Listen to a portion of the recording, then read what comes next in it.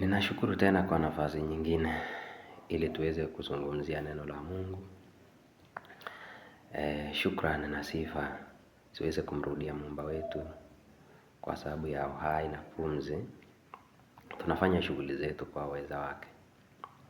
Na kwenu na wasalimu, neema iwe pamoja nanyi na imani zitokazo kwa Mungu Baba na Bwana wetu Masihi. Mada ya siku ya leo ni kuhusu wokovu.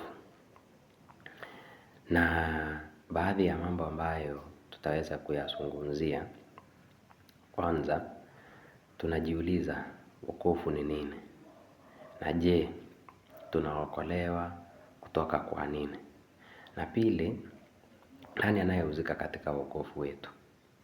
Na mwisho, tutaweza pia kuzungumzia ni kwa njia gani ama ni kwa namna gani tutapata wokovu. Karibu sana. Mwanzo, kama vile tunapoelezewa katika Yohana 17:3. Mafundisho ya Biblia ama elimu ya maandiko matakatifu inatuhakikishia uhai ama uzima wa milele. Kwa kuwa andiko lile linasema uzima wa milele ndio huu, wakujue wewe Mungu wa pekee wa kweli na Yesu Kristo uliyemtuma. Kwa hivyo, tunapodumu na kujifundisha katika maandiko matakatifu, tutakuwa na uhakika wa kujua jinsi ambavyo tunafaa kujiweka ama jinsi ambavyo tunafaa kukaa ili tuweze kupendeka na Muumba wetu. Jambo lingine ni kuhusu mafundisho haya ya kuweza kujifundisha katika maandiko matakatifu, kwa sababu tunaambiwa neno la Mungu ni taa na ni mwanga wa njia zetu.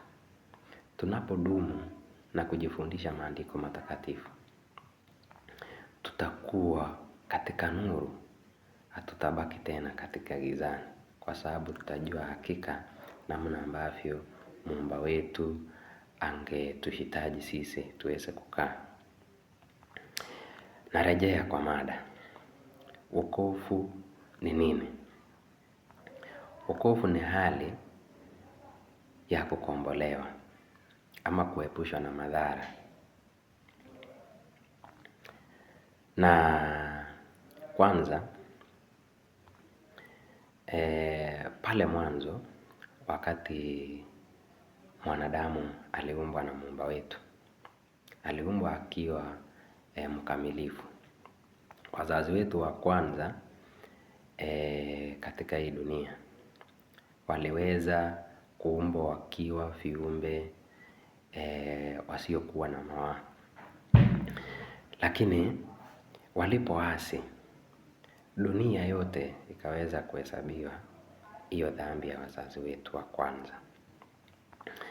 Tutasoma mwanzo katika kitabu cha Warumi 5 aya ya 12 ili tuweze kusikia tunaambiwa nini. Na inasema, kwa hiyo kama mtu mmoja dhambi iliingia ulimwenguni, na kwa dhambi hiyo mauti, na hiyo mauti ikawafikia watu wote, kwa sababu wote wamefanya dhambi. So tunaelezwa kwamba kwa mtu mmoja ambaye ni Adamu, dhambi iliweza kuingia dunia. Alipoasi, dhambi hiyo ikaweza kuingia katika dunia. Na kwa hiyo dhambi, mshahara yake ni mauti. Hata hivyo, wanadamu wote kwa ile hali ya kuzaliwa kwa wanadamu wanahesabiwa hiyo dhambi ya wazazi wetu wa kwanza. na zaidi hiyo malipo ya hiyo dhambi, yaani kifo ama mauti, kila mtu akawa anahesabiwa hiyo dhambi. Kila mtu anayafaa kufe kwa ajili ya hiyo dhambi.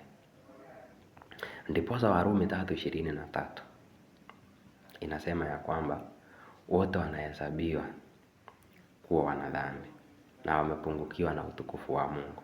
Ni kwa sababu ya ile dhambi ambayo ilitokana na wazazi wetu wa kwanza walipoasi. Hiyo dhambi ikaingia katika hii dunia.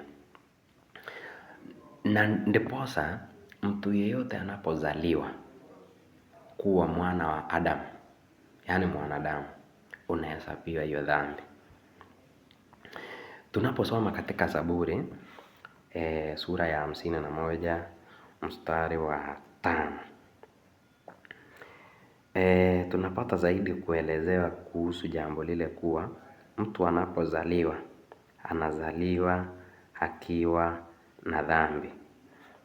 51 mstari wa 5. Andiko linasema, tazama, mimi naliumbwa katika hali ya uovu. Mama yangu alinichukua mimba hatiani. Kwa hivyo, kuzaliwa kuwa mwanadamu, unarithi hiyo dhambi ya wazazi wetu wa kwanza. Hata ingawa wakati watoto wanazaliwa tunasema malaika amezaliwa, mtoto mzuri amezaliwa, ni sawa. Lakini tunafaa kujua ya kwamba tunazaliwa na dhambi. Na kwa sababu tunazaliwa na dhambi, na ikiwa dhambi hiyo iko na mshahara wake, yaani mauti, tunafaa kutolewa katika hiyo hali. Ina maana ya kwamba wanadamu wanapozaliwa wako katika ile hali ya mauti. Ndio maana tunafaa kuwa na Mwokozi wa kutukomboa na hiyo dhambi, pamoja na hiyo adhabu ya hiyo dhambi, yaani kifo. Ndiposa inatupeleka katika swali letu la pili ambalo tulikuwa tunauliza ya kwamba, je, nani anayehusika katika wokovu wetu? Mungu kwa upendo wake mwingi akamtoa mwana wake ili aweze kukomboa ulimwengu, ili aweze kumrudisha mwanadamu kwa ile hali ya kwanza. Tukisoma katika Yohana 3 mstari wa 16, utaweza kusoma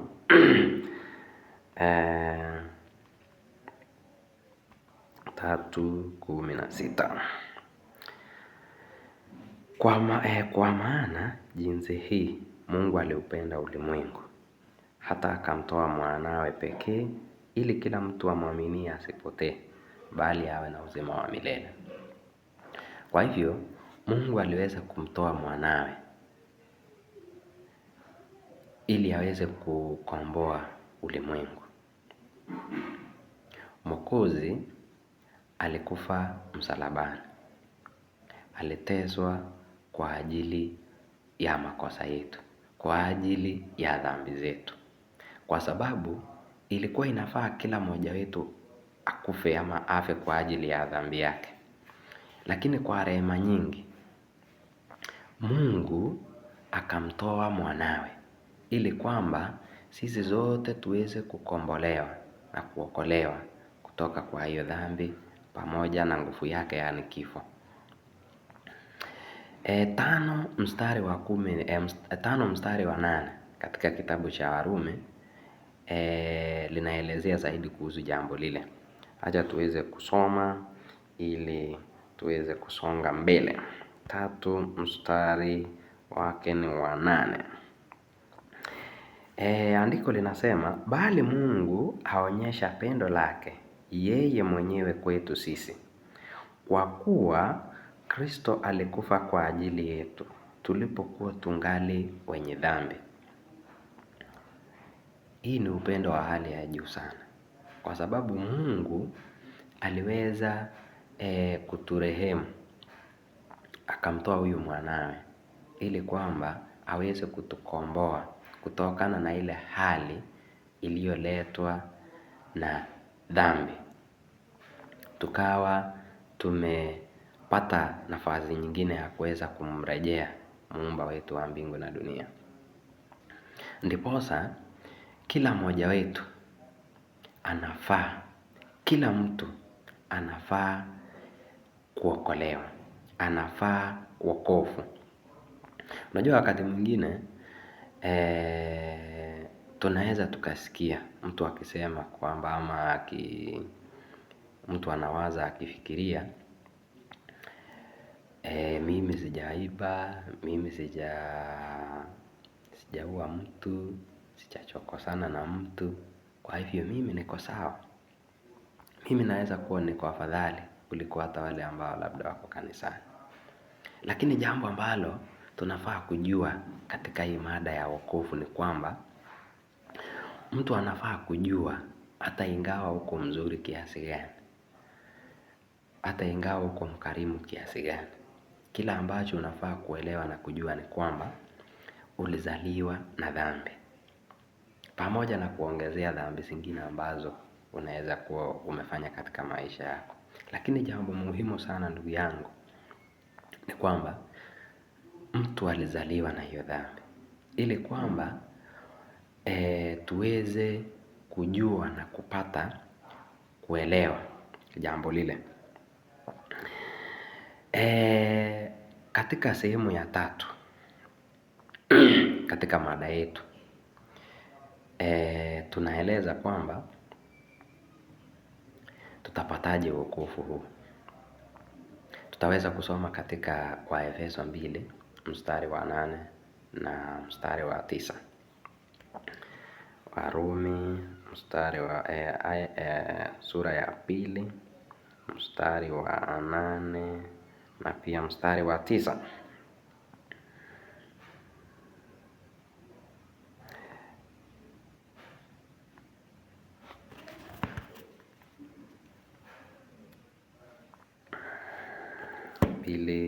Mstari wa 8, samahani, Waefeso 2 mstari wa 8. Kidogo nifike pale. Tunaambiwa ya kwamba kwa maana mmeokolewa kwa neema, kwa njia ya imani, ambayo hiyo haitokani na nafsi zenu, ni kipawa cha Mungu. Neema tumeweza kupewa na Mungu wetu. Tunaambiwa ya kwamba haitokani na nafsi zetu, ni kipawa cha Mungu. Na kweli tumeona ni kipawa cha Mungu, kwa kuwa tulikuwa katika hali ya dhambi, hali ambayo kila mmoja wetu angegharamika kifo. Lakini kwa upendo wake mwingi, yaani neema, akamtoa mwana wake kufa kwa ajili yetu. So kwa hivyo tunaambiwa ya kwamba kwa maana tumeokolewa kwa neema, kwa njia ya imani. So tutaweza kuokolewa tu wakati tunaamini neno la Baba wetu. So tunapata kujua ya kwamba hii wokovu itapatikana kwa njia ya kuamini. Na mtu anapoamini neno la Bwana, atachukua hatua ya kuweza kutubu dhambi zake. Yaani mtu akubali ya kwamba yeye ni mkosaji. Yaani mtu akubali ya kwamba yeye amekosea Mungu, kupitia kwa imani, alafu kisha anatubu dhambi zake. Tunaposoma katika kitabu cha Matendo ya Mitume sura ya 2 aya ya 38, tutapata mambo haya yakiwa yanaelezewa zaidi. Matendo 2:38. Petro akawaambia, tubuni mkabatizwe kila mtu kwa jina lake Yesu Kristo mpate ondoleo la dhambi zenu, nanyi mtapokea kipawa cha Roho Mtakatifu. So jambo la kwanza, mtu anapoamini anafaa kutubu dhambi zake. Anafaa kubali ya kwamba amekosea Mungu, na ndiposa kuchukua nafasi ya kuweza kumkubali Mungu kwa njia ya ubatizo. Tunaposoma katika kitabu cha Petro wa kwanza 3 mstari wa 21, tutaweza kupata kujua njia moja ya kujitoa katika hiyo hali ya dhambi, ya kifo, ya kuwa mfu ambaye anatembea, ni kwa njia ya ubatizo. So wokovu ambayo inatokana na neema ya Muumba wetu inapatikana katika imani, na mtu anapoamini anatubu dhambi zake, lakini dhambi zake zitaoshwa kupitia njia moja ambayo ni ubatizo. Petro 3 mstari wa 21 tuweze kusoma.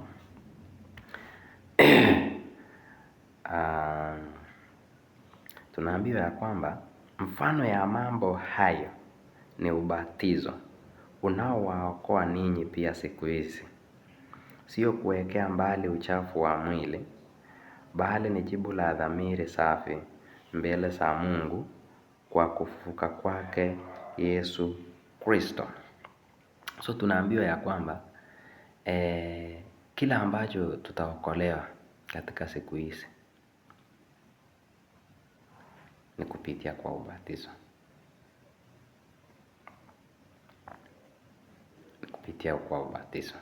Tunaambiwa si kuwekea mbali uchafu wa mwili, bali ni jibu la dhamiri safi mbele za Baba wetu. Na nikielekea kutamatisha kipindi cha leo, Mungu anatuita asubuhi hata jioni. Anaita nafsi zetu, anaita kila mmoja wetu katika hii dunia ya kwamba njooni kwangu, watu niliowaumba, tusemezane. Ukisoma katika Isaia 1 mstari wa 18, hayo ni mambo ambayo yaliweza kunenwa na Mungu kwa mwanadamu ya kwamba njooni kwangu. Isaia 1:18, tunaambiwa ya kwamba haya, njooni kwangu tusemezane, asema Bwana, dhambi zenu zijapokuwa nyekundu sana, zitakuwa nyeupe kama theluji, zijapokuwa nyekundu kama bendera, zitakuwa kama sufu. Haya ni maneno ya Baba mwenye upendo mwingi ya kwamba njooni kwangu nyinyi ambao mko na shida nyingi, njooni tusemezane. Hiyo ni sauti ya Muumba wetu aliyetuumba ya kwamba njooni kwangu tusemezane. Ijapokuwa dhambi ni nyekundu, zitaweza kuoshwa kupitia imani ambayo inapatikana katika Mwokozi wetu. Hayo ni maneno ya upendo kutoka kwa Muumba wetu. Mwokozi pia naye aliweza kusisitiza jambo hili katika Mathayo 11 mstari wa 28 na 29. Wacha tusome. Mathayo 11 aya ya 28 na 29. Njooni kwangu ninyi nyote msumbukao na wenye kulemewa na mizigo, nami nitawapumzisha. Jitieni nira yangu, mjifunze kwangu, kwa kuwa mimi ni mpole na mnyenyekevu wa moyo, nanyi mtapata raha nafsini mwenu. Mwokozi pia naye alisisitiza jambo hili akisema ya kwamba njooni kwangu ninyi ambao mnabeba mizigo nyingi, niweze kuwapumzisha. Na zaidi katika aya 29 akasema nanyi mtapata raha nafsini mwenu. Tunapokubali wokovu, tunapoamini neno la Baba wetu, tutapata raha katika nafsi zetu, raha isiyoletwa na mambo ya dunia, raha isiyoletwa na furaha ya ulimwengu, bali ni raha ya nafsi, kwa sababu uko na Mwokozi katika maisha yako. Anasema njooni kwangu. Na kusii jioni ya leo, unaweza kuwa unapitia mambo mengi katika maisha yako. Inaweza kuwa maisha imekulemea, inaweza kuwa hauna tumaini tena katika maisha yako. Inaweza kuwa unajihukumu kwa yale ambayo ukiangalia nyuma ya maisha yako umekuwa ukiyafanya, ukiyatenda, ukawa unafikiria ya kwamba wewe hauna maana tena katika maisha ya siku hizi. Na kusii jioni ya leo, kama vile Mwokozi naye ametuambia ya kwamba njooni kwangu, mnaotembea na mizigo nyingi ya maisha, nitawapumzisha. Tutapata raha katika nafsi zetu, na Bwana atatubariki, na tutakuwa na uzima wa milele. Bwana abariki sana. Amani iwe pamoja naye.